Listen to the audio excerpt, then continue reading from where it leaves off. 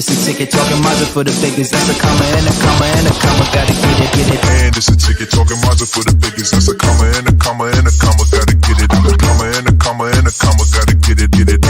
Comma and a comma. Gotta get it. And it's a ticket, talking Mazda for the biggest. That's a comma and a comma and a comma. Gotta get it. Comma and a comma and a comma. Gotta get it. Comma and a comma. Gotta get it.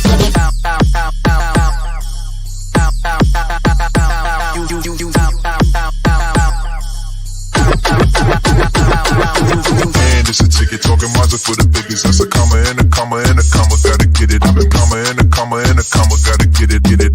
Comma and a comma. Gotta get it. And it's a ticket, talking Mazda for the biggest. That's a comma and a comma and a comma. Gotta get it. Comma and a comma and a comma. Gotta get it. Comma and a comma. Gotta get it.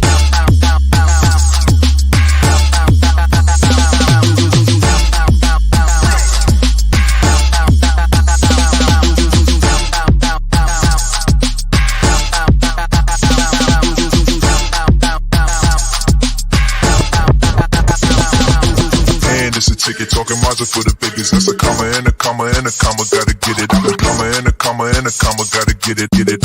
Comma and a comma. Gotta get it. And it's a ticket, talking Mazda for the biggest. That's a comma and a comma and a comma. Gotta get it. Comma and a comma and a comma. Gotta get it. Comma and a comma. Gotta get it.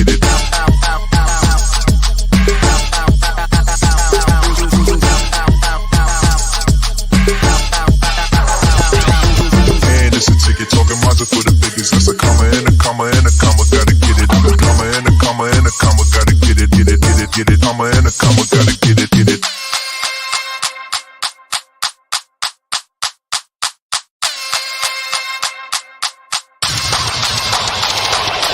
And it's a ticket, talking Mazda for the biggest. That's a comma and a comma and a comma. Gotta get it. Comma and a comma and a comma. Gotta get it.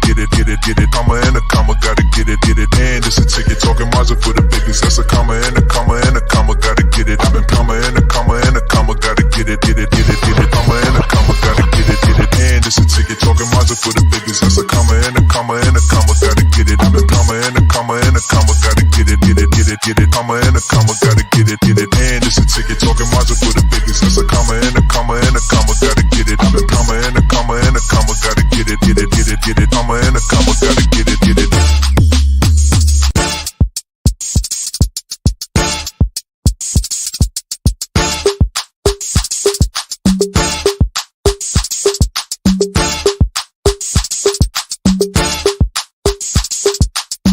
It's a ticket, talking Mazda for the biggest. That's a comma and a comma and a comma. Gotta get it. And it's a ticket, talking Mazda for the biggest. That's a comma and a comma and a comma. Gotta get it. Comma and a comma and a comma. Gotta get it.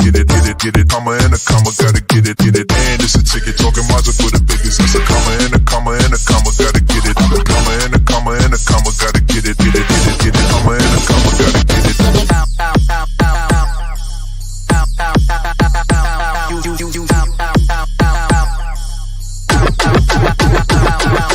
And it's a ticket, talking Mazda for the biggest. That's a comma and a comma and a comma. Gotta get it. Comma and a comma and a comma. Gotta get it. Comma and a comma. Gotta get it. And it's a ticket, talking Mazda for the biggest. That's a comma and a comma and a comma. Gotta get it. Comma and a comma and a comma. Gotta get it. Comma and a comma. Gotta get it.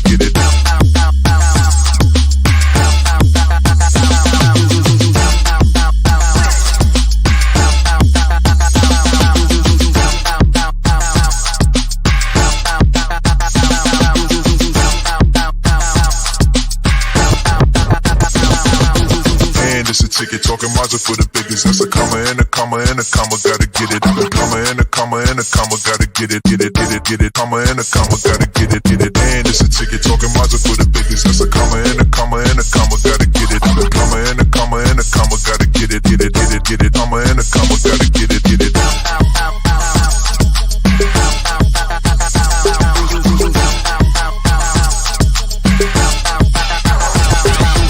And it's a ticket, talking Mazda for the biggest. That's a comma and a comma and a comma. Gotta get it.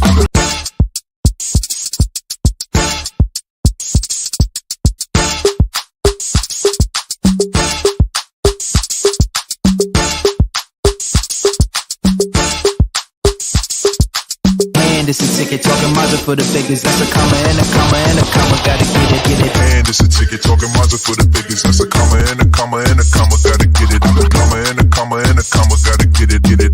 Comma and a comma. Gotta get it. And it's a ticket talking Mazda for the biggest. That's a comma and a comma and a comma. Gotta get it. I'm a comma and a comma and a comma. Gotta get it. Comma and a comma. Gotta get it.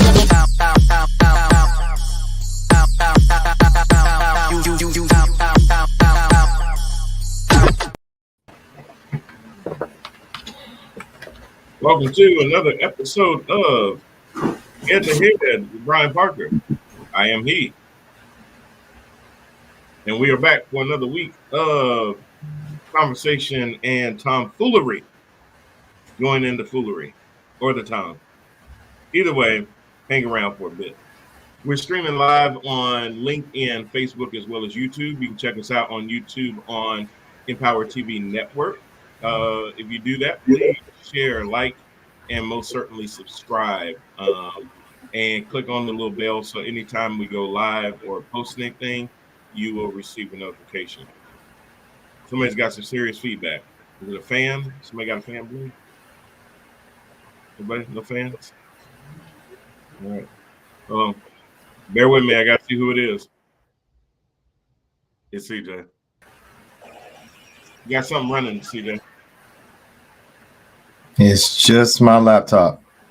No fan or anything? No. That's it. You hear it, Lori? Lori, don't. I told you it could be my other laptop, but No, it's not, because when I took CJ out, it went away. It's not you. No, I'm saying, but no, I'm not saying it's you, Lori. I'm saying, do you hear the fuzzy? No. Okay. All right. Well, I'm just crazy then. Let me bring on my panelists and get the show started. Our first show of 2023. Happy New Year, Black people, and the white people that are watching too. So let's say hello to Lori Parker. How you doing, Lori? I'm doing great. Happy New Year to everyone. I hope you had a safe and wonderful New Year, and we're going to have a blessed and prosperous 2023. Okay.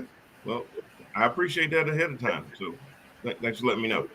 And let's also bring in Mr. TNTBS, Mr. CJ Jones. How you doing, sir? Hey guys, how are y'all? Happy New Year. Happy New Year. Merry New Year. Happy Merry New Year. That's right. Yeah, Glad to be back. And as you say, I'm glad to be a part of your very first show for the new year. And just a little plug in for myself. I'll be doing my very first on tomorrow. But thank you for having me on your very first of this year. Oh, your very first what? My very first show for the new year. What show is that, and where can we find it? That will be called Elephant Exposed, sir. And you can find me on YouTube and Facebook. And if you're on Facebook, Elephant Exposed has its own group itself. So either way, you can. I'm easier and easier to find now, and pretty soon I'll be looking at other platforms to expand as well. Very nice. There you go. I just expanded onto TikTok, but don't get too excited yet. I haven't really posted anything but one video, so I'll get more and more content up there. I've just been lazy and not wanting to make videos on TikTok. Oh yeah. TikTok is a lot. I didn't do it until the other day, and I got on it, and I was like, "Holy crap!" I was honestly. This is what people are watching when they're driving now. I get it. Yeah, I was. I was thinking. I never thought about TikTok, so you're a lot braver than me. I was thinking about Twitter, and of course, Miss TNTBS. She's always been on that business platform. I forget the name of it right now, so please forgive me, Kat. But it's basically where our shows, you can turn them into audio, so you don't necessarily have to watch the video, but the audio, you can still enjoy the show just by listening to what we're talking about. So also I will be venturing down that road this year as well. and just turn it. I never thought about that, but I guess I could, Lori, look into maybe Spotify or something like that. Yeah. Yeah. You know, Yeah, definitely. it's not Spotify. I know it whenever my wife says it, but it's like it's almost like it's just really it's a professional platform, and instead of you watching the video, you're just listening to strict audio. Mm-hmm. Yeah, I know what you mean, because even when you everything that you run on StreamYard, you can actually choose video or audio version. Exactly. But anyway, yep. Yep. Is it Patreon? Adam said Patreon. It's a Patreon. You know what? I'm just give me a minute. Let me go get this answer so I can let y'all know. I'll be back. Okay, and just like that, we lost somebody. But while we're doing that, while CJ is doing that, hey guys, also to let you know, Empower TV, he said, Jermaine says OnlyFans. That does sound like something Catherine is probably familiar with. No, you know, probably got some OnlyFans on there. I actually have an OnlyFans page too, but my wife won't let me tell y'all what it's about. But it is some after hours content that I'm working on for Devin Long, which is my stage name. Hey, he's back already. You good, CJ? Did you find out? I'm listening to you. You had me. Oh, okay, yeah. Devin Long, CJ. So I might need a cameraman. So I might have to reach out to you because I ain't figured out how to do the filming and the acting for my OnlyFans page. So I thought I could do it. That is never going to happen ever. Oh my Ever. God, boy! I'll tell you, you love putting your life on the line. Let the big boys talk for a minute. So CJ, what's going on is, man, you are anyway, crazy. I tried. Anyway, check out Devin Long. He's coming soon. Oh Lord. And not coming at all. Oh no. That's the whole point. He is coming. No, he's not. Oh boy. No, he's not. A lot. I'm going to put a stop to that one. Oh, Anthony Price has a comment and says some people making a living on OnlyFans. Ooh, did I say that? Y'all didn't hear that story about the school teacher that got fired because one of the parents had saw her on OnlyFans and got her fired because of her content. Now, here was the thing. Okay, why are you on there? That's number one. Number two, it was subscription, so it wasn't like one of her little broke ass kids was gonna be able to just one day find her on OnlyFans and subscribe and see her in some sexy lingerie and some stuff like that or whatever she was doing. She's just mad because the teacher. She's just mad. Yeah, you know what happened? Her child has perfect attendance in her class, and she was wondering why. He saw the video. He got hot. He thought he was gonna shoot his shot, and she shot him down. And he said, "Oh yeah, exactly. I'm gonna tell." And because everybody went hyper politically correct, and that is not the same thing as being woke. But they were hyper politically correct, and ended up getting this teacher fired. But the follow-up story to that, she came back later and said it's all good. She's making more money now on OnlyFans than she ever did as a teacher. Which says two separate things. Number one, OnlyFans is the bomb, and number two, teachers are severely underpaid, which is something that we should have known for quite some time. That is, and you know what? And people need to stop tripping about stuff about things like that. Really though, because I heard someone say this before: $1 billion industry, but nobody entertains that stuff. Sure, because an industry just gets that money from no viewerships, right? Yeah. Adam says got that free publicity. Absolutely. So yeah. Because I was sitting there, I saw a picture of it and I was just like, hell, I'd subscribe. I mean, you gotta, but you gotta be smart about what you charge for these OnlyFans subscriptions. You got to do a lot of marketing, but I just had a friend of mine that she had an OnlyFans, but she was crazy. She was trying to charge $19.99 a head to get on it, not for head, but on a head to get on the page. I just want to be clear. I want you to think that. No, you got some I don't want Like you I to think say, $20 is gonna give you a New Year's happy ending. So just it's $20 no. to view her page, not to get anything else off of it, Lori. So stop it. And I don't know. no. I don't know if she likes girls anyway, Lori, but I'm down. Anyway, so the kid paid money to watch his teacher. Hey, if you've seen some of these teachers these days, they don't look nothing like the ones that I grew up with. I mean, all my teachers. Well, I'll rephrase that. Once I got to high school, Jermaine says you should interview her. Most definitely, I'm gonna find her, Jay. Absolutely not. And Jermaine, what we may do is a pre-recorded interview and then air it live. You know my you brother will Jermaine is not. gonna stir the pot. And You matter know of fact, he is, Jermaine, Lori, come on now. Jermaine, and if she's out of state, it might even be a good idea to do a remote in-person visit, just so that she doesn't have to do it on video. We can just take our camera, our lighting gear, my green screen, and some backdrops, and just do a more formal interview. Brian, you really are just trying to push the limit because you really are just getting special. Well, Happy Lori, New Year. Happy New Year. Lori, from 7 to 8:30, you're on here strictly as production. No, I am not. I'm going to chime in. I pay you for, and you need to step back in your role before you get Will Smithed. Anyway. I'm not gonna get Will Smith because I'm gonna throw some hands.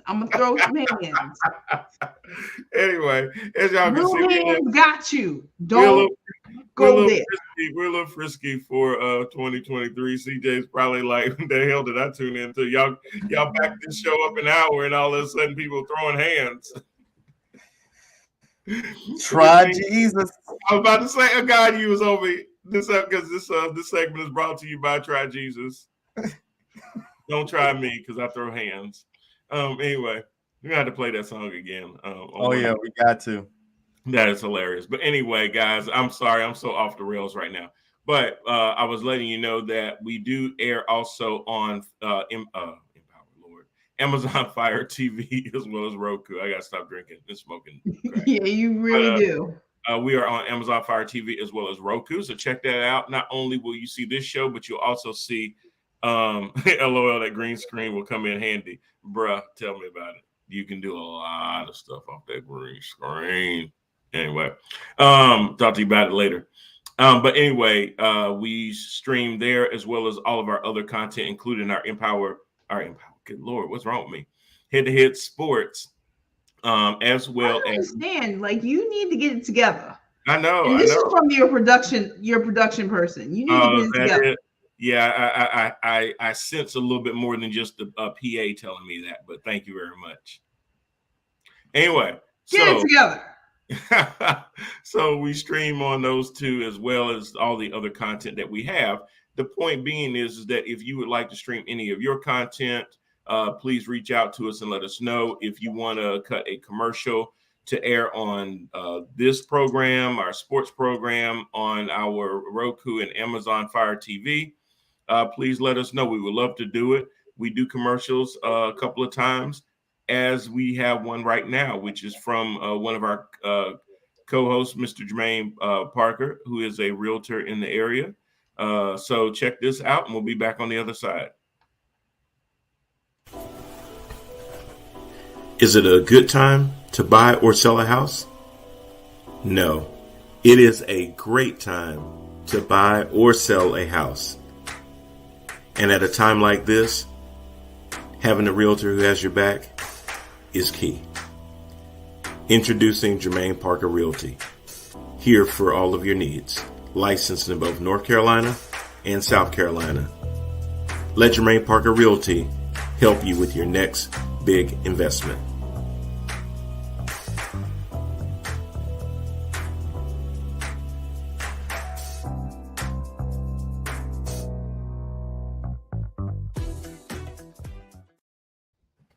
And just like that.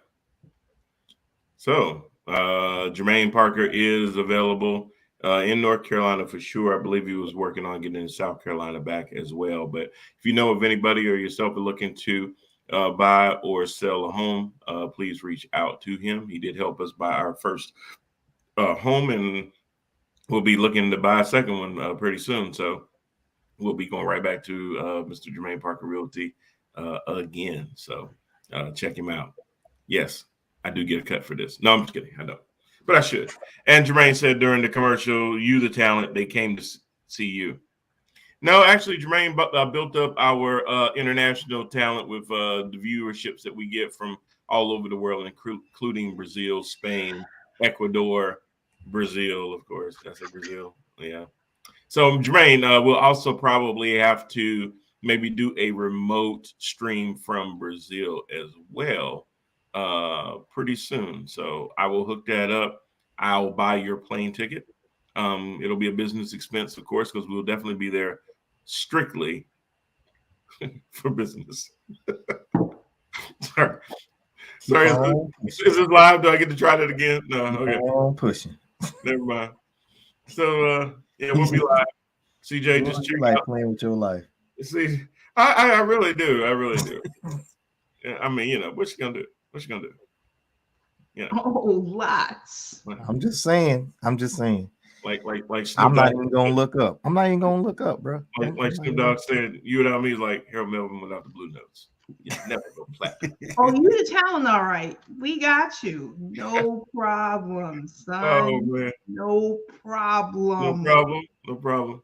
All right, y'all. So let's get cracking lacking. So on my sports show, and CJ, I saw your comment yesterday after the show. Thank you for that long comment. I appreciate that off of our YouTube. I support my brother.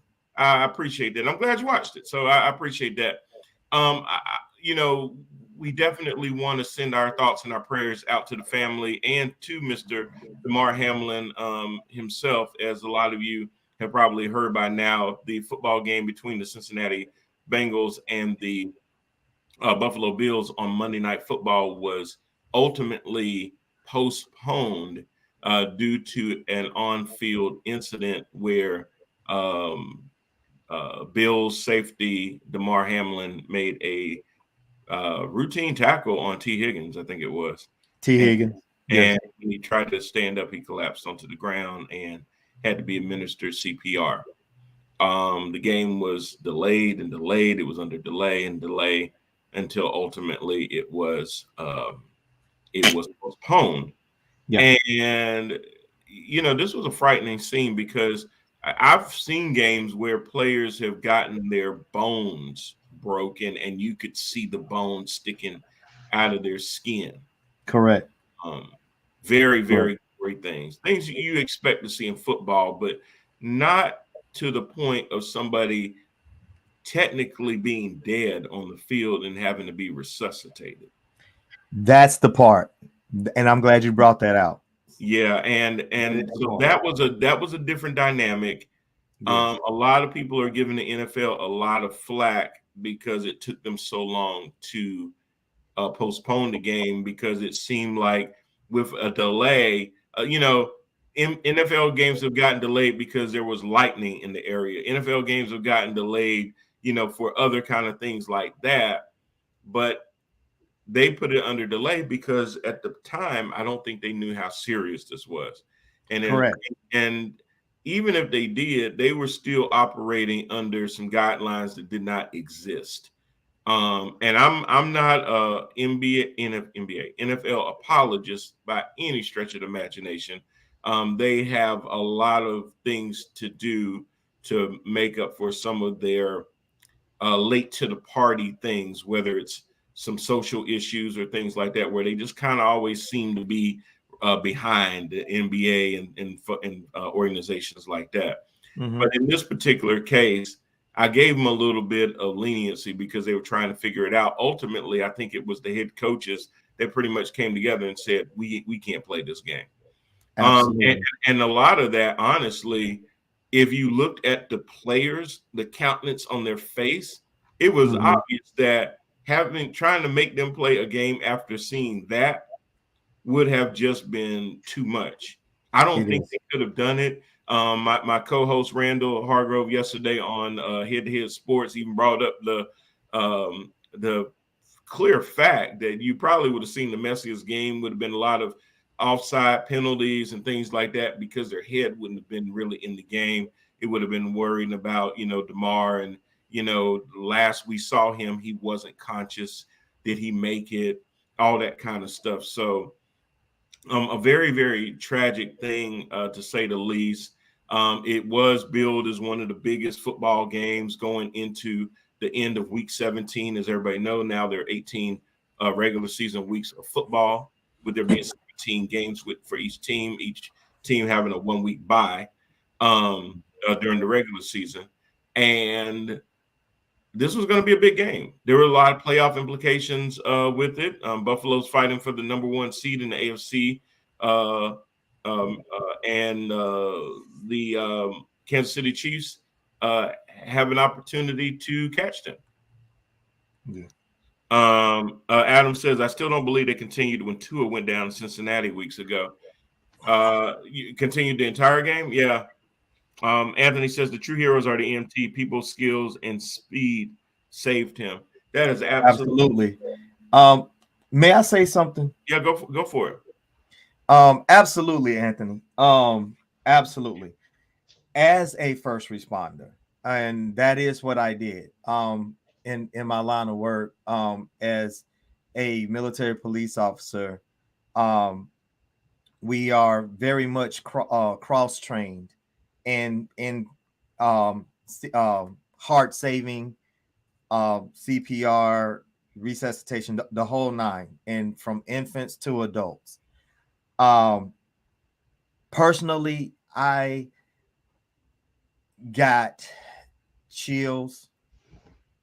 It was a flashback moment for me, because once you have become a part of a life-saving team, it never goes away. Even in the hospitals, that's something that you will never, ever, ever get used to. If you have any inkling of humanity in your blood, and I work the emergency room, so almost every so many minutes, we were always constantly ready and being ready to relieve each other, because sometimes basically it's like this: once CPR starts, it never stops until they are actually able to put you on the machine. And once they put you on the machine, then that's when you are properly relieved. And it is never ever glamorized. It is never something that like anybody sit back is cool or whatever. And for you to even try to red herring the seriousness of this situation, you are a sick individual, and I can't even think of the words that would describe the individuals that had the nerve to jump on social media and try to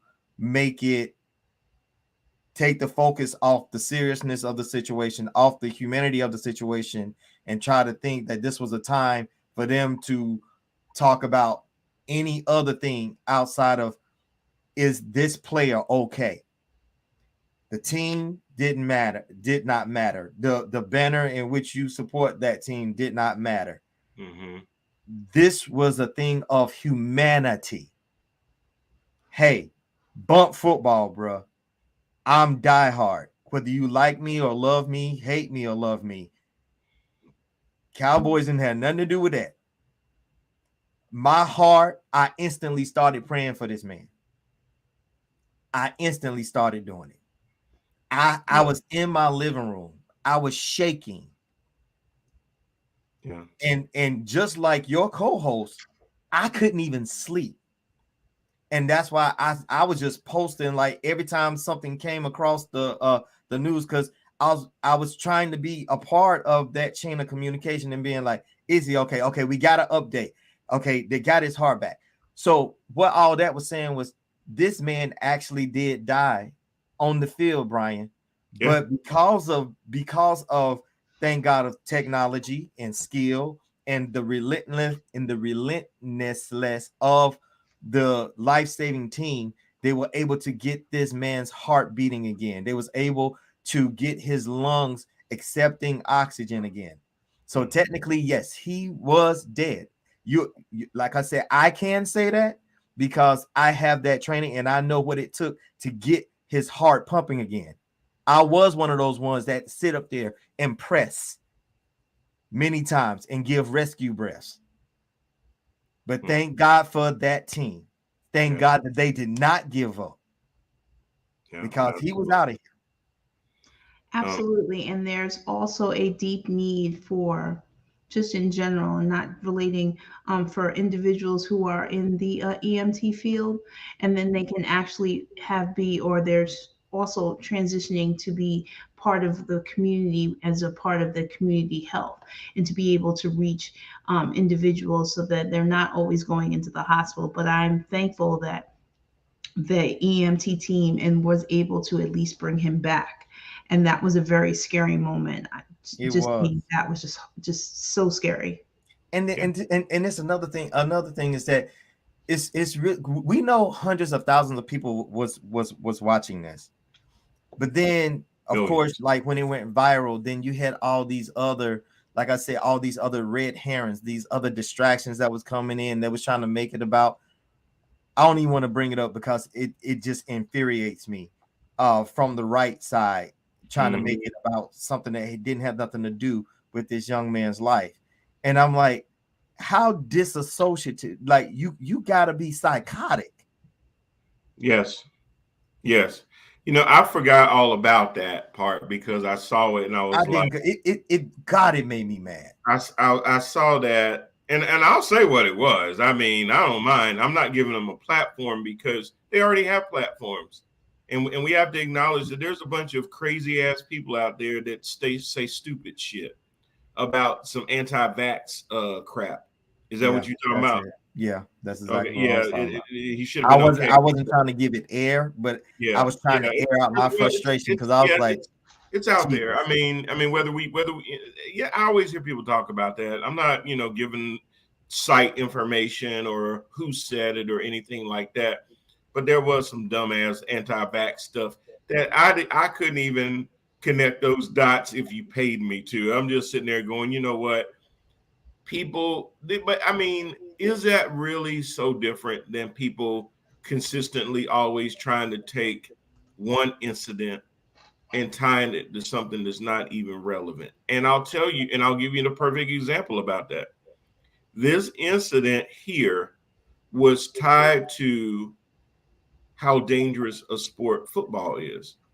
Yeah. And as much as it happened in the confines of a football game, it had very, very little to do with how violent the game is.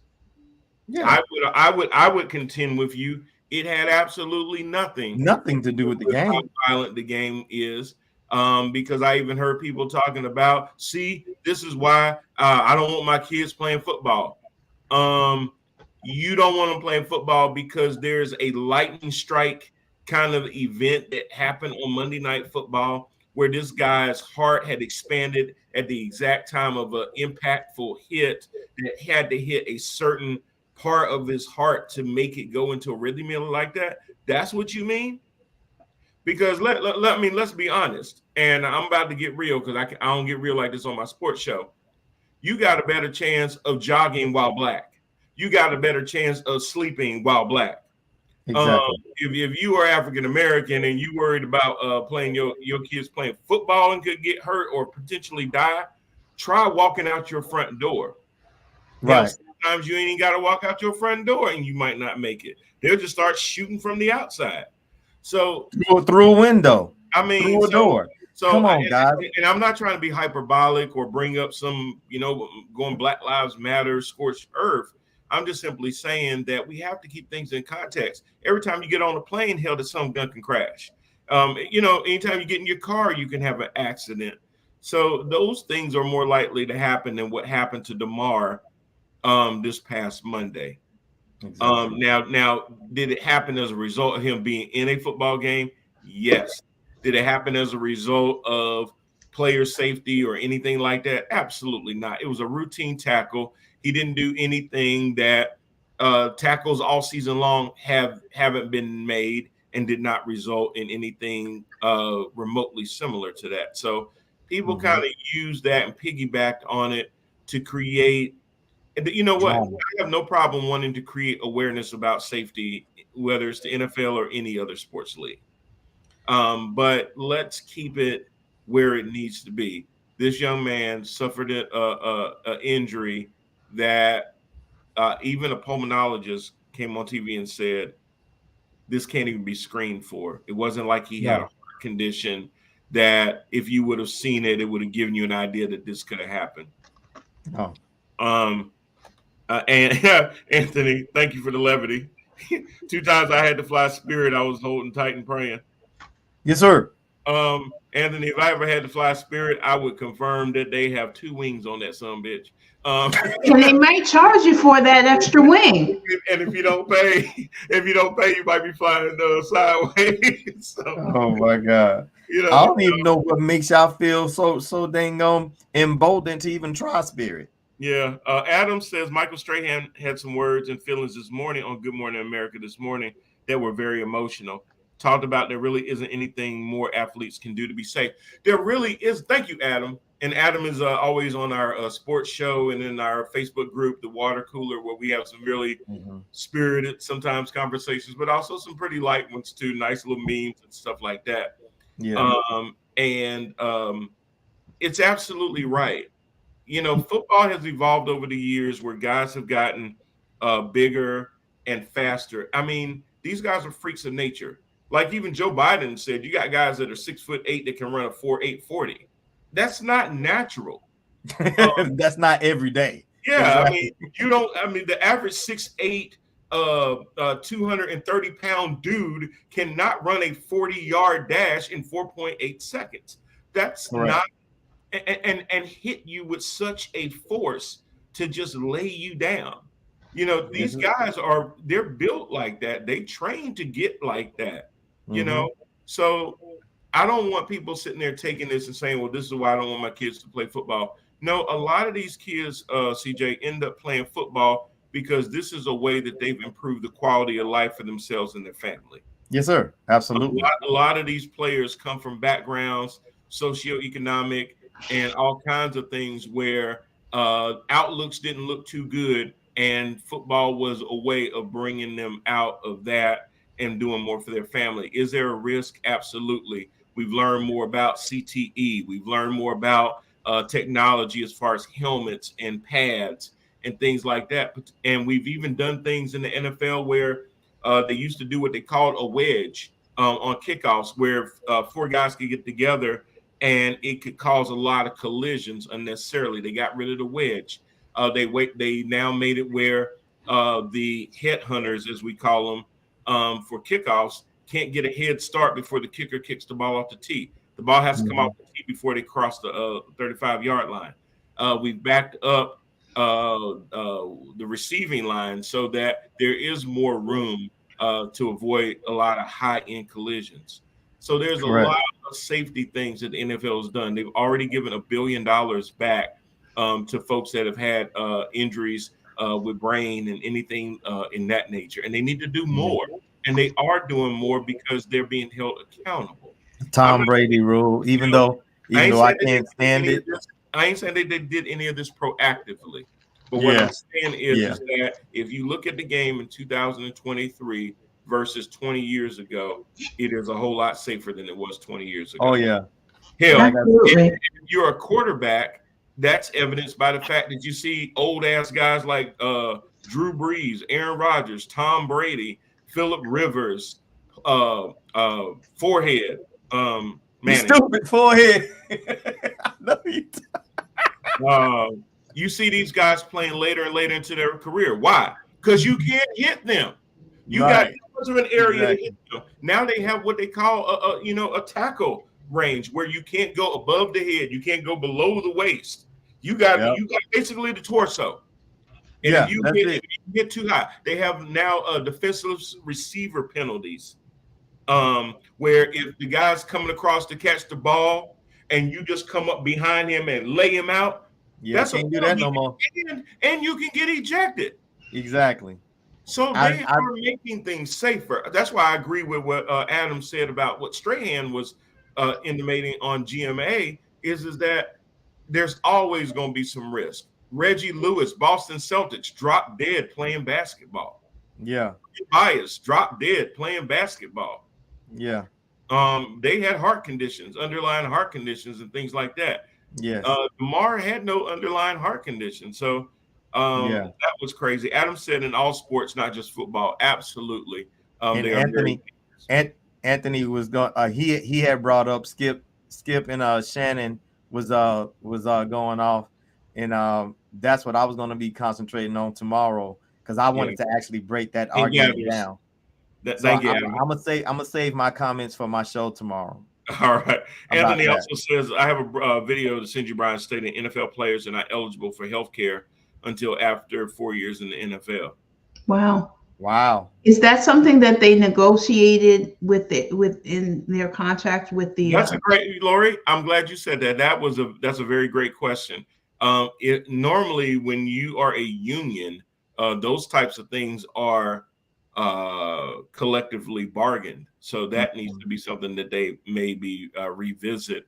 If they can get an extra regular season game and reduce the preseason game, I don't know why healthcare wouldn't have been involved in that. So that's definitely something to pull a string on and figure out why that is. That doesn't make any sense at all. Now, I will say, if you're in the NFL, that could be a little bit skewed though, Anthony, because if you're an NFL player and you have a football injury, that facility is available to you all the time. Now, if you're a free agent and you haven't signed on with a team, you don't have the use of those facilities. But if you are a player either on the practice squad or the active 53, you have ability to go into the facility. Jermaine just intimated they're not employees. That's the sticky issue, because being a union league, Anthony says, depends on the injury. That's true too. Well, that's why I meant it's a football injury, not like if you had an injury in your backyard playing basketball and you got hurt. Of course, they're not going to take you over to the facility and heal you. You'll be put on the non-football injury list, and that can actually affect whether you get game checks because you took an injury on that had nothing to do with the game of football. It was kind of reminds me of when Jason Williams, a different sport and all, played at the University of Duke University. I hate him saying them, but he was a great ball player. He got drafted by the Chicago Bulls and decided to go over 100 miles an hour on a motorcycle and ended his NBA career. And, the Bulls didn't have to pay. Ain't got nothing to do with football. And basketball. But I'm sorry, basketball. Yeah. So, but like Jermaine said, they're not employees. So they're contractors. You're basically a contractor. You have a players union. You have a union rep that you guys collectively bargain those things. So that should definitely be something in that. All of that to say, everybody was kind of messed up on Monday. And I know that people were wondering in real time, oh, damn, am I getting a refund for this? Oh, damn. What about the playoffs? What about my fantasy football league? But they were in real time, CJ. People. I don't know. I mean, I know some people were. Yeah, a lot of people. But see, that was the thing. Okay, so I was gonna hold it back, but I'm gonna share a little bit about this. All right, go ahead. In real time, me and my wife was actually sitting down and preparing and watching the game and preparing to watch the game. My thing was when it's on TV and it's live and nobody has ever experienced this before, you get to see quote unquote professionals jump through hoops immediately. Yeah. One of the first things that I thought about as being a spectator of this was I know that box sitters, you know all their titles, the commissioner, the board. I know that what they're probably thinking. The show must go on because we got to get that money, because viewership means money, right? Because people are betting on this. You got money flying back and forth, this and that. And so I said my quiet part out loud. I was like, these MFers better not put money before humanity.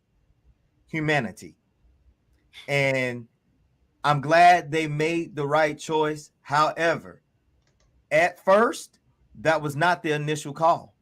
The initial call was for everybody, okay, collect yourselves. We're going to give the players about 5 or 10 minutes to regroup and everything else.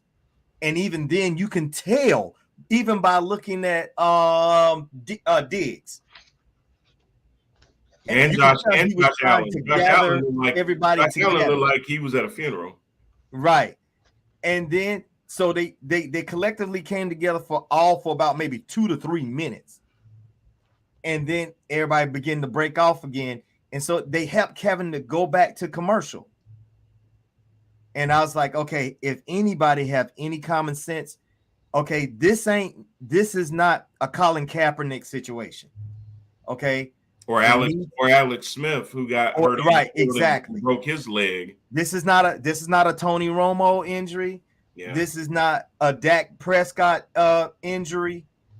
None of these, you know what I'm saying? Well, our favorite quarterback got injured and we got a replacement. But CJ, to your point though, I think that was the natural reaction because, and again, I'm gonna give them a little bit of leniency, and I'm gonna tell you why. First, Anthony says, I didn't like that they kept on talking about him and showing him. Some people can't handle seeing that or hearing it every hour. Yeah, and I give kudos to a lot of the news organizations. They would kind of tell you what happened, but didn't show the footage of the actual hit and then him collapsing. So I will give him that. And Adam says Zach Taylor addressed that in his interview. He said it was the players not showing what to do with their hands. Yeah. Now, yeah, what I'll say is that if you go to any NFL practice, team practice on a given day, and they're running drills and a player, for instance, blows out his knee, they don't cancel practice. They just move the practice up 15, 20 yards away from the injury and let the folks attend to the person that blew out his knee, but practice goes on. Correct. So the natural reaction when there's an injury is to keep going. They were in that mode, but this was something that arguably is a lot different than they've had to encounter. I would say at most practices, you don't have somebody collapse and die. No, sir. It has to have CPR administered to them. Correct. You're not moving the practice up 20 yards to keep running some stupid ass drills. You're not going to do that. But most of the time, somebody twists their ankle, blow hamstring, anything like that, even a possible concussion, they're being administered to, and the drills keep going. They just move it up the practice field. Yeah. So in their mind, they were like, okay, if we get this guy breathing and everything and strap him up, because that ain't the first time an ambulance has had to come onto a field and take a player off, right, or a car, whatever. So in their mind, okay, we do what we always done. We wheel his ass off, and then we get the game going because we have a fiduciary responsibility to a board of governors, to 32 NFL owners that do revenue sharing, to Las Vegas that does sports betting, to the fantasy sports community. There's a lot of communities that were involved in that decision that was made. Right. Adam says that's how the players are conditioned. They are. In their mind, they know. Normally when there's an injury, yeah, we're going to pray with him. We're going to, touch him on the side when they put him on the ambulance, let them know that we're thinking about him. Then I'm going to go right back out there and tear your damn head off. That's how a lot of – that's unfortunate. That's true. That's how they're conditioned. This is what I would say to that. It's also how we've been conditioned. Oh yes, by far. I was about ready to say it.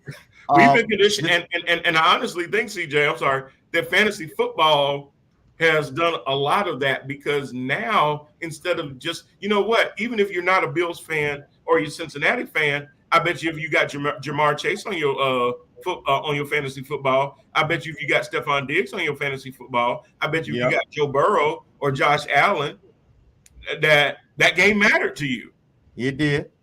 Whether you're a natural fan of that team or not. I bet you if you were in Vegas or you're on FanDuel or DraftKings and you set up your league list of people, or like Jermaine said, his championship on fantasy football was hanging in the balance of that game. And a lot of those teams play for money and bragging. And that's why I did not condemn at first. And just like you, Brian, at first, I must say this. Initially, I did not hold Skip Bayless to his initial tweet. I didn't. Yeah. I gave him some leeway because like the previous comments were saying, like how Adam had said before, the players are conditioned that way. Well, so are the commentators. So as a 50+ year commentator, Skip Bayless is, he said the quiet part out loud in his tweet. Correct. Now, what Shannon did was give him room to correct himself, but Skip decided to stand his ground and show his ignorance. Yeah. And So yet some people say true colors or whatnot. yeah. To me, that's yeah. to me that's ground to have a whole show about it. Well, so I'll get into what you're talking about too. Adam said the two coaches' interviews are by far the best info out there. What everyone else was saying is irrelevant. Absolutely. Yeah. Sean McDermott and Lord, now I can't think of the coach for the. I know Adam will let me know for the Bengals, but what happened was Skip Bayless, who hosts Undisputed. I didn't really have a problem with Skip. It's the timing of the tweet. That's it, right? That's the essence right there, Anthony. It's not what you say. We always hear it's not what you say, it's how you say it. I will contend to be part of that too. It's also when you say it. There may be things that you don't say at a funeral, but it doesn't mean that it's not something that you shouldn't say. Maybe I shouldn't say it at a funeral. Correct. It's just that kind of thing. It's all Zach Taylor. Thank you, Adam. Zach Taylor, the coach of the Bengals. But it's not what he said. It was, dude, you're saying this so soon, you're coming across as insensitive. And what happened was the bosses at Fox Sports 1 saw that and said, you need to go back and clarify your tweet, because some people are thinking that you're being insensitive or you're putting the game and the implications of not playing it above Damar Hamlin's safety. Correct. And he was, oh, no, I didn't mean that. So what happened was on Tuesday, there was an empty chair on Undisputed because Shannon Sharpe decided not to show up. And I guess he just didn't come. They didn't even know he wasn't coming till the show started. Right. And hadn't heard from him. So he got on the show on Wednesday, and as Jen Hale turned it over to Shannon, because she said, Shannon, I know that there was something that you wanted to say. And he basically wanted to explain his absence because there was a lot of speculation out there as to why he wasn't on the show. And he really didn't even get to explain fully why he didn't show up, but he basically started out talking about how much seeing that had hurt him, because anybody that remembers the Green Bay Packers, his brother Sterling suffered a horrific injury. It's triggering, y'all. Paralyzed. Right. Exactly. From playing. Exactly. Seeing Sterling get paralyzed brought back that once he saw Damar go down the way he did. And anybody knows Sterling and Shannon are very tight. Right. Exactly. He don't make no. He love his brother just like I love my brother. Right. And you can almost feel your brother's pain. When your brother is in pain, you feel it. So Shannon talking about the brotherhood of the NFL. Yeah, neck injury, scary for sure. Yeah, just neck injury.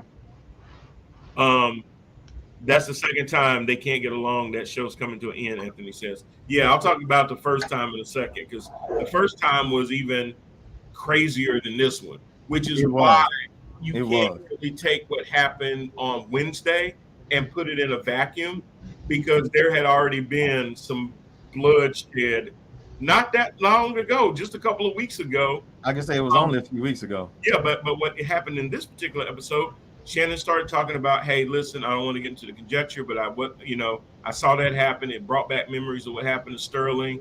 And then, Skip had put a tweet up on Twitter and was hoping that he was going to take it down. And Skip stopped. Hold on, time out. I'm not taking anything down. I stand by exactly what I said. Stupid. Got his heel so quick. And Shannon looked at him and said, Skip, You can't even let me finish a monologue without jumping in. I'm trying to explain that the focus should have been on DeMar, but if I showed up, it would have been on your tweet. Exactly. And he was trying to say, I was trying to remove myself from it so there wouldn't be a back and forth about that dumbass tweet that you put up. Not because the context of the tweet was dumb, but the timing of it was. Exactly. And that would have been more, and that would all have been joked around a little bit. Yeah.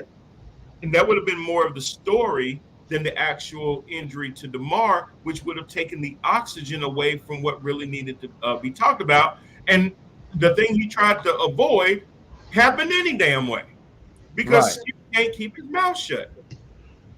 And I'm seeing Matt Barnes sitting there on YouTube talking about he done told Unc before, you want somebody to come over there and F Skip up, let us know. I'm watching, Matt Barnes Matt Barnes won't back down from no fight now. Matt Barnes be ready to jump all in. Exactly. But I thought it's Matt Barnes, the light skinned man. Yeah. Right? NBA but he has a show, I think it's on Showtime or something. Yeah. With the other gentleman.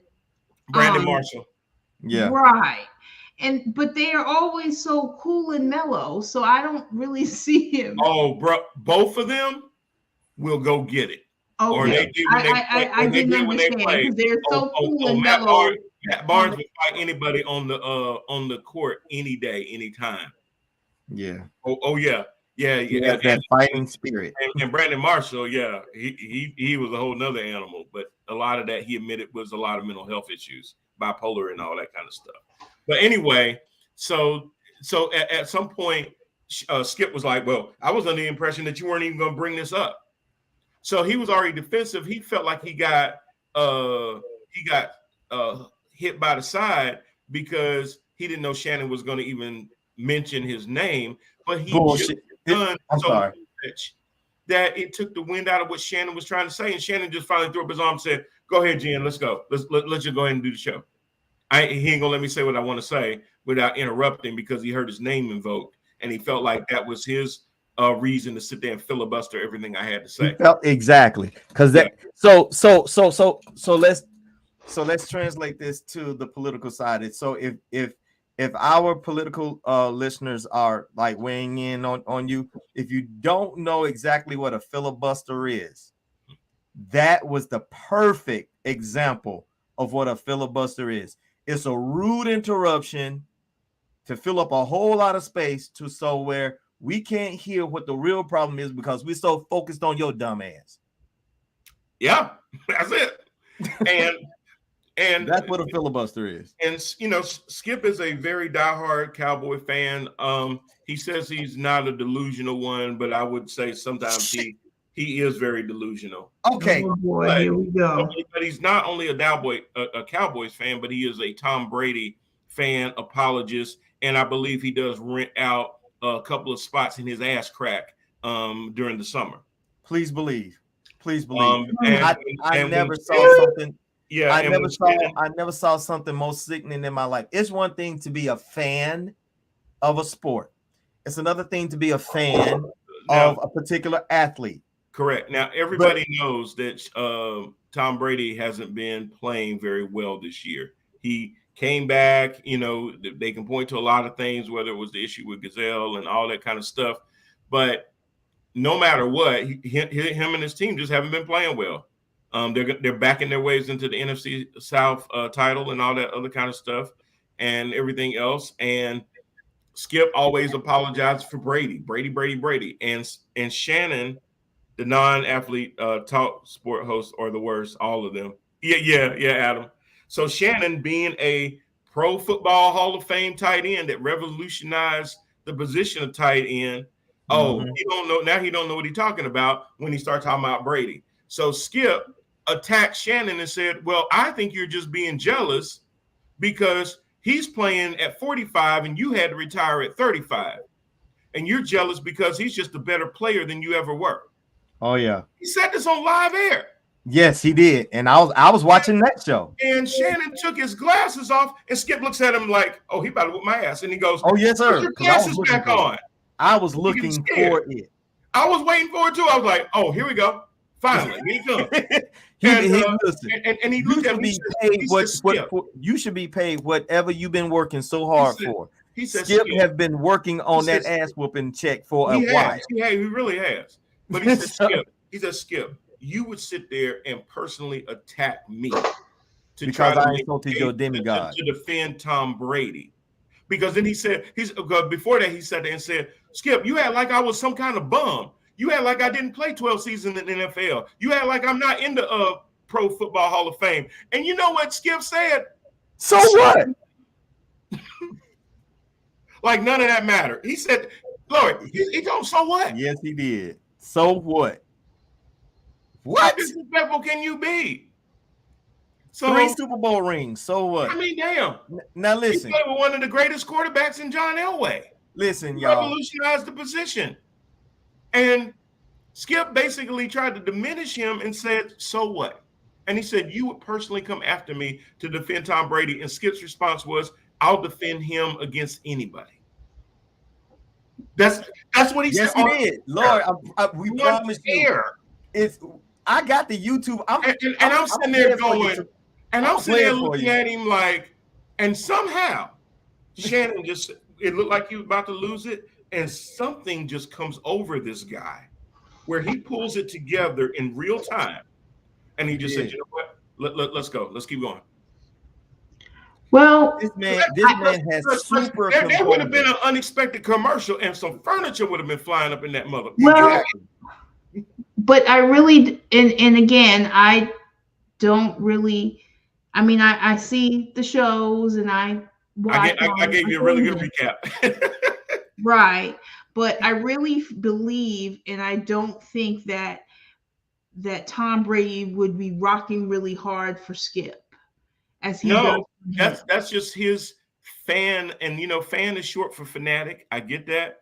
But he was not just being a fanatic. I mean, he was ingrained in this man's fanatic or a fan, there is a sobering moment.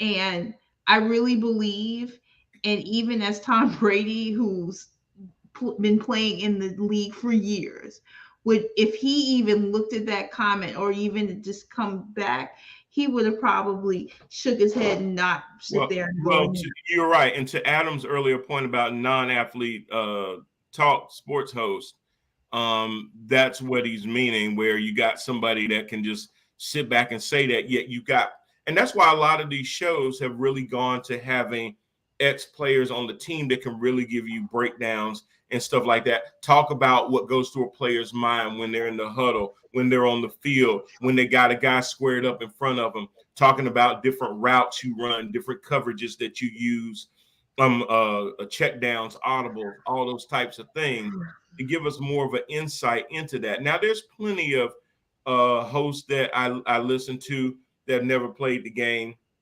but I do get a lot more when I watch Speak and I'm listening to Acho and I'm listening to Shady McCoy. LaShawn McCoy is real. When I'm listening to Brandon Marshall, Brandon is real. When I'm listening to Shannon Sharp, Shannon is real. I hear those guys talk. Adam said, I stopped watching these talk shows so long ago because they're horrible. Skip, SAS, and many others. Yeah, I don't even watch First Take as much as I used to. Only time I really will watch First Take is when the Cowboys lose, because I know Stephen A. Smith is going to come in there as Southern Steve and give Michael Irvin all the hell and stuff, or play montages of the Cowboys losing and crying and shit. So I get a little bit of comedy out of that. Lori putting her head down, but she watched that video with me like 18 times. So don't let her sit there and fool you like she don't know what I'm talking about. No, I know exactly what you're talking about, because I keep remembering the lady with the blue hair. Yeah. Right. Yeah. Or the black lady looking at them like, y'all ain't worth a damn. So Anthony also said, I'm not trying to turn left on the show. I'm not trying to turn left on the show, but I'm going to turn the show left. Quarterbacks are more protected than anybody in the game. Plus, white quarterbacks get all the calls than black.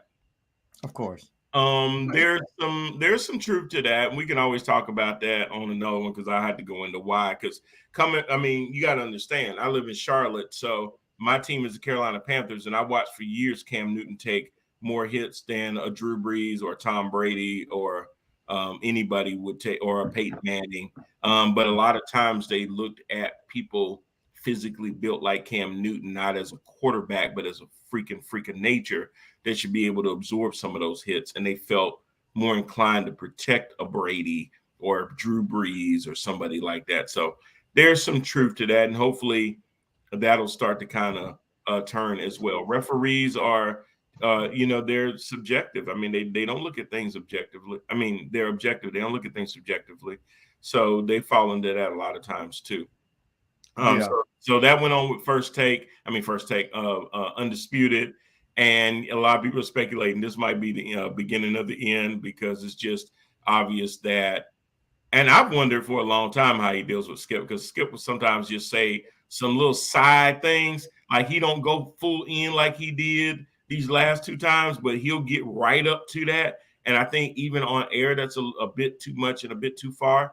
But they've given him that because that show does pull in a lot of ratings. And at the end of the day, as long as Shannon re-ups his contract, they'll keep rolling it back out there because of the ratings that it gets. But you also have to keep in mind that, I guess the old ad is, don't let your mouth cash a check that you can't cash or something. Well, no, he's gonna get it eventually. Write a check that your ass can't cash. Yeah. Thank you. I'm sorry, I didn't say it correctly, but you know what I was trying to say. All right. We know you're working on your black card. We understand. They starting off too well then. All right. Okay. You know what? I used to tell my daughter that saying. I used to tell Alexis that all the time. I said, "Don't let your mouth write checks your ass can't cash." And she looked at me like, "What are you saying?" Anthony says, "Skip takes things too far." Talking about Dax, a mother with cancer, and his brother's suicide. Absolutely. Yeah, he does get a little touchy and personal when it comes to his Cowboys, and he feels like because he used to report on them and he's written books, he always brings up how many books he's written on with about Jerry Jones, and that almost makes him the Jerry Whisperer and stuff like that. That he can give you the insight behind the Cowboys as much as Moose Johnson can give you the insights, or Tony Romo can give you the insights from the field side. He can give you from the back office side about Jerry and Stephen Jones and the lot and all of that kind of stuff. So we're very, very interesting there how that went left. Lastly, y'all, let's kind of move over into something a little bit funny and sad at the same damn time. Okay. How many times does it take for you to be interviewed and still not get the job? 11. Boy, you so stupid, because I think I know where you're going with this one. 11. If you're going where I think you're going with this. Oh, so it's funny and sad, because it's funny and that's sad. bad. Our You U.S. can't. House of Representatives, before this show, was on their 11th vote for the Speaker of the House. I knew it. And I mean, I'm watching this train wreck, and so here's the iron. There's a couple of ironies from this, though.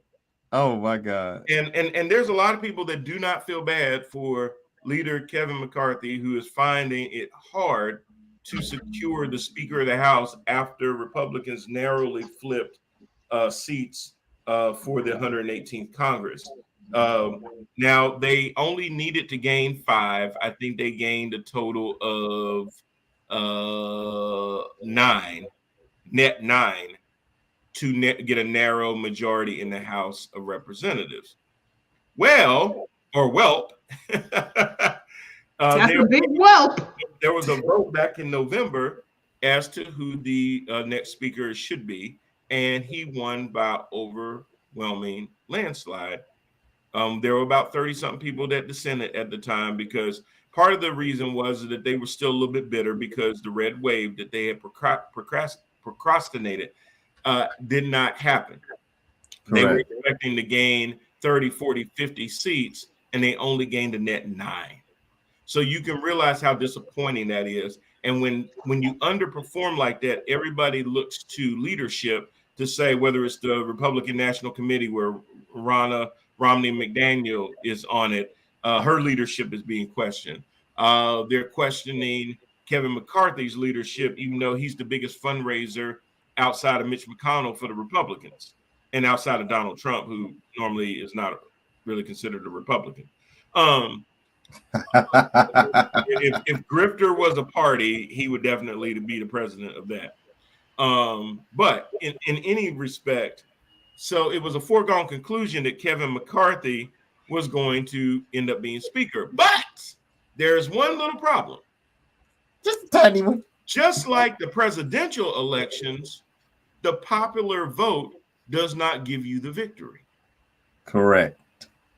And I ain't seen one Republican upset that there's an electoral college and that we don't elect a president off the popular vote. So guess what? You don't get your damn speaker off a popular vote either. You have to have the majority of those voting. Now, in the United States House of Representatives, provided that all seats are there are 435 seats. We did have 434 seats. We had a rep that passed away. We got somebody, a special election, and he got replaced in Virginia. So there are 434 seats. So half of 434 is 217. So you only need a +1 majority, like regular governor races, mayoral races, and everything else. All you need is 50 + 1, and you win. Or there may be a margin with some of them that recounts, but normally 50 + 1 means you win. But not in the U.S. House of Representatives. You got to do 217 plus everybody is there to vote. Now, let me give you another example. If, for instance, only 400 of the 434 showed up, you would only need 201. So that, or if you get 34 of them to only vote present, but not vote up or down or give a name, then you only need 201. So this is the quandary that McCarthy is in, because a certain wing of his party that he has embraced over the years loosely has now turned their back on him, fighting him and preventing him from becoming the speaker, wanting him to give out every concession he possibly can. And even giving out all those concessions, they still won't vote for him. So they basically talked him out of everything, and they still don't want him to have it because they never talked him out his draws, bro. They basically will. And at this point, if they said, Kevin, we want you to stand on the floor butt ass naked, he'd be stripping right now. Bark like a dog. They said, Kevin, you done gave us everything else, but we want you to strip down and get on your knees and bark like a damn dog. I guarantee you he would do it right now. A big dog. Right now. He's that desperate. He that desperate for that job, because look, somebody ought to run around with like those 5-gallon jars of water and just run an IV, because he is thirsty. Yeah, he's very thirsty. Well, you got to realize his main focus hasn't been legislating, hasn't been introducing any kind of things. His whole deal since he's been in the minority has to become the Speaker of the House at any cost. And he's made deals with the devil. He's embraced them. Here's what really happened, y'all. He thought because the red wave was coming, he wasn't going to need their vote. He said, well, if we win the House by 35, 40 votes and 20 of them dissent, to hell with you. I don't need you. I still got enough to get to 218. And most that he's been able to get is 202. The most that he's been able to get right now is 202, which isn't enough. As a matter of fact, the one that keeps getting the most votes is one Hakeem Jeffries from the great state of New York City. And he's just smiling smiling and just sitting there watching with popcorn. All 11 votes. Now, the only consistent thing, well, other than Kevin losing, is Hakeem has gotten his 212 from his entire caucus for all 11 votes. Yep. Now, the others, the Republicans, have gone back and forth. They put in Jim Jordan's name. Jim Jordan kept saying, no, I want Kevin McCarthy to do it. And that's really because McCarthy's already promised him that he'll be the judiciary chair once he becomes speaker. So he's gunning for that because he wants to run investigations on Hunter Biden, dick pics, and laptops.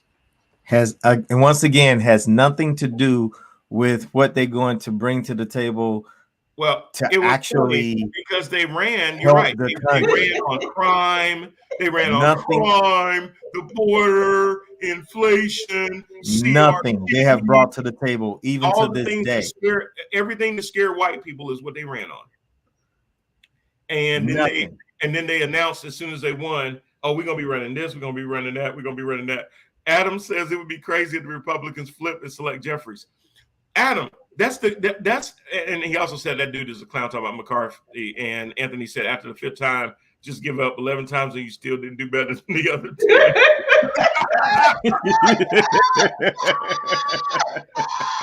Oh, yeah, it's it's effing amateur hour, you know. It is. It really is. But Adam, you're absolutely right. So I've said, you know what could really happen is if they go with them, McKean already got 212. All we got to do is get 6 of our folks to jump ship. Or what could happen is if they keep having vote after vote after vote and Republicans wear out and say, I'm not showing up, F this, and if you get 9 of them to either vote present or no show, Hakeem Jeffries is your next speaker. It would only take 9 of them to not show up and or vote present, and Hakeem is the Speaker of the House.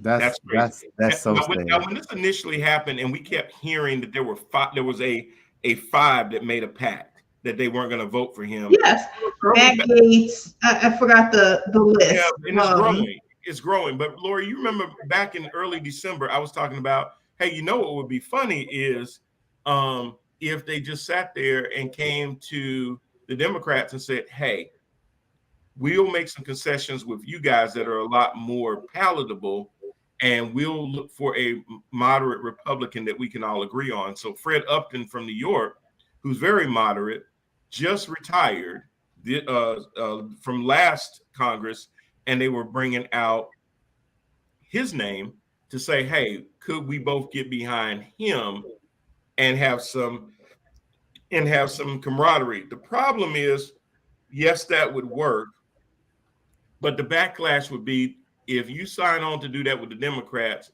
you can expect this to be your last term, a la Justin Amash, Liz Cheney, Adam Kinzinger, Mark Sanford. I can't think of my man in Arizona. All of them went the way of when it looked like they turned their back on the party they got primaried the hell out of, and they lost. So that was sit there and do that. So I really think this is like a true episode of Saturday Night Live. I mean, it's hilarious. Anthony said, how many times do or can they vote? Okay, Anthony, here's the funny thing. There is no number. That's what makes it so funny, because we get to watch this play and replay over and over and over again. And everybody keeps talking about Groundhog Day and stuff like that. And I'm getting Groundhog Day from everybody saying Groundhog Day, okay? But now this is the sad part. Until there's a speaker, technically there is no U.S. House of Representatives because everybody is a rep elect. Until the speaker swears them in, they're not even congressmen. True. And they can't get paid. That's why they're really frustrated. And they can't hire staff for their committees because the committees don't exist. No, the one committee that they're trying, the Republicans, the weaponization of America. There's some committee that they're trying to, after the dismantling of the January 6th committee, the weaponization of the government, something like that. They can't, because they have to have a chairman. They have to have committee assignments. The committees then have to hire because when bills are crafted and stuff like that, I don't want y'all to think that it's a bunch of 70-something-year-old people writing out legislation. They talk about what they want in the bill. They have a team of staff members that write out this legislation. So when they talk about, man, that bill was 300 pages. Well, your staff wrote that shit. Yeah, they did. Pages, you didn't. Well, I staff member. Hello. Hi there. So a lot of times that's how that happens. That's how the process happens once everything gets going. So the longer they delay in that, people ain't getting paid. Committees aren't being done. They're not even true representatives. So because they're not true representatives, they can't get paid. So you working all these long hours doing all these votes, you ain't even getting paid right now for them votes. Well, wait a minute, but you're going to be just like the regular folk that when the government shuts down, they can't get paid. You working for free. So, you know, you just volunteered yourself. If karma is a bitch, that would be a meme. Yes, sir. Jermaine says more terrifying than 70 and 80-year-olds writing law. It's 20-somethings writing them. Ain't that the truth? Yes, sir. Absolutely. Adam says, as a retired service member, Adam, and thank you for your service. I tended to vote red because they kept me paid. But man, it's so bad right now. Well, you know what they're really doing, Adam, is that they are basically, you know, Grandma used to always say, I can show you better than I can tell you. And if I could show you better than I can tell you was a meme, it would be this. Yes, sir. Because when they tried to tell you that these people were nuts and that there was a fringe taking over their party, but they've always blown off that fringe as a fringe. We'll deal with them, but we'll keep the keys to the car. Now you're still driving, but they got both hands on the wheel too. And they're willing to run into the ditch. Yeah. Not even a ditch. They're running into the wall, and it's about to explode, and it's just they don't. And here's the thing: they don't care. They're there to blow it all up anyway. So if you're sitting there going, man, why would they sit there and purposely run it off the road? That's what they were sent there to do. And they are their own insurrectionists. These are the second wave of the insurrection.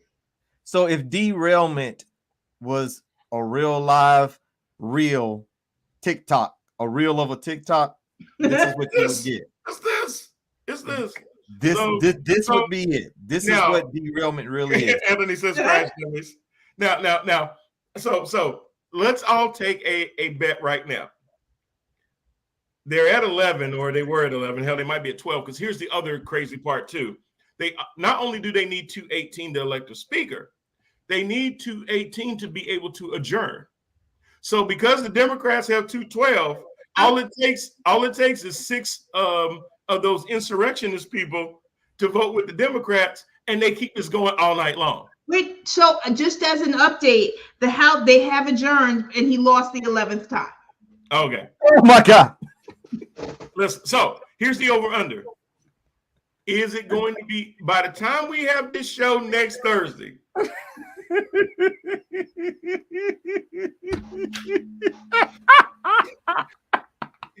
is there going to be a okay? Oh God! What's more likely to happen? Happy New Year! Hey, what's more likely to happen? Cincinnati and the Bills play, or we get a Speaker of the House? Which one gonna happen first? Cincinnati and the Bills gonna play, bro. Cincinnati and the Bills playing. I'm not even a betting man, and I'll bet my whole entire check. I would bet my rent money on that. Oh wow! Yeah. And I don't even bet. Oh, I do, and there ain't no way. If we have the show next week and there is no Speaker of the House, y'all, I'm done. Adam says Cincy Bills for sure. Yeah. I agree with you, bro. I agree with you. All right, Lori, you know what time it is. Oh, yeah. She's been waiting on it. 2023 couldn't get started off any better unless we sit there and basically tell y'all what it is that we don't like. I'll give y'all the floor. Y'all go ahead, Lori. I know you got one. What is it that you don't like? Oh no, I'm going to let you first because it's the beginning of the new year. So. Oh. You know what I don't like? What's up?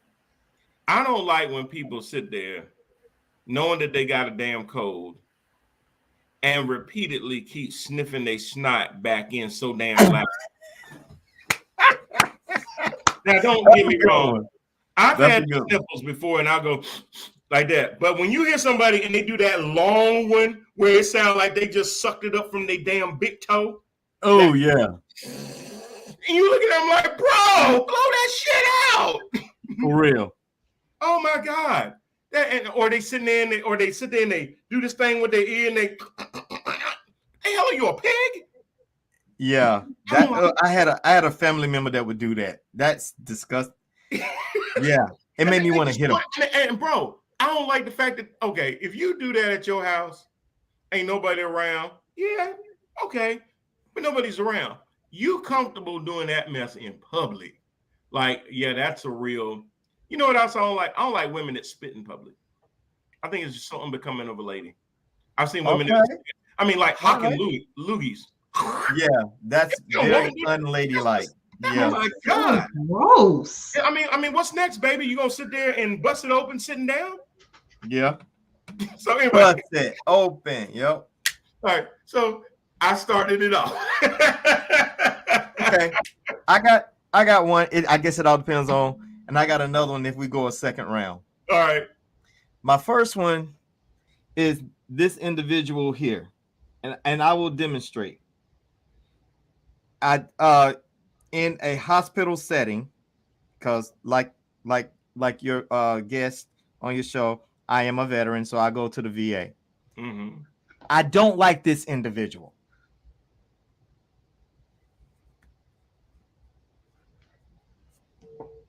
What is this?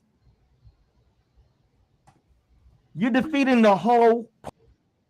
You know, if cancel culture was not kidding. The whole Stop it. I'm sorry, you have some shit on your face. But go ahead. What the fuck ever. Listen. But no, I agree with you. That you're just take it the fuck off.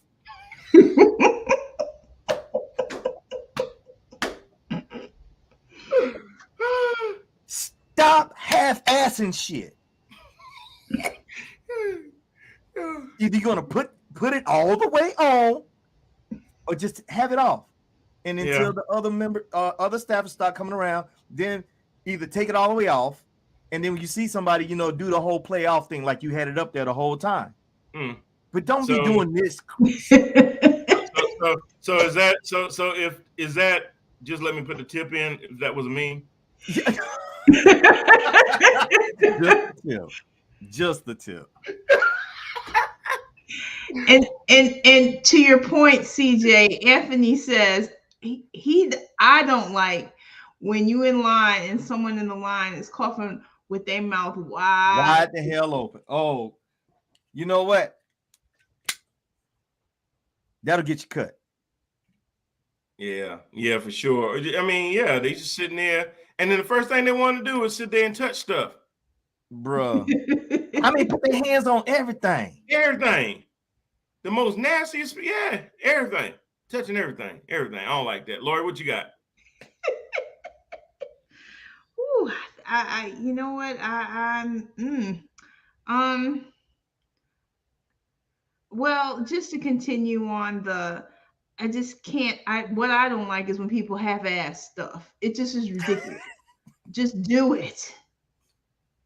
Just do it. It take more time and energy. Then don't do it. But don't sit here and complain about that it's not done. And then I'm like, but wasn't that what you supposed to do? Okay. Yeah, absolutely. All right, y'all. Well, look, a lot for our first show of the year. Thanks for my co-host coming in, Lloyd Parker, Mr. TNTBS, CJ Jones, everybody that chimed in, Anthony, Adam, Jermaine, anybody that was watching that didn't put in a comment. We thank y'all for watching. Please, again, share this episode on your Facebook. If you're watching on Facebook, still share it. People can always watch it. Check us out on YouTube as well. And we will be back next week. Y'all have a great week. And we will definitely try to answer the question, will there be a speaker by next show? But I doubt it. But anyway, y'all take care. See y'all next week. Peace. Peace.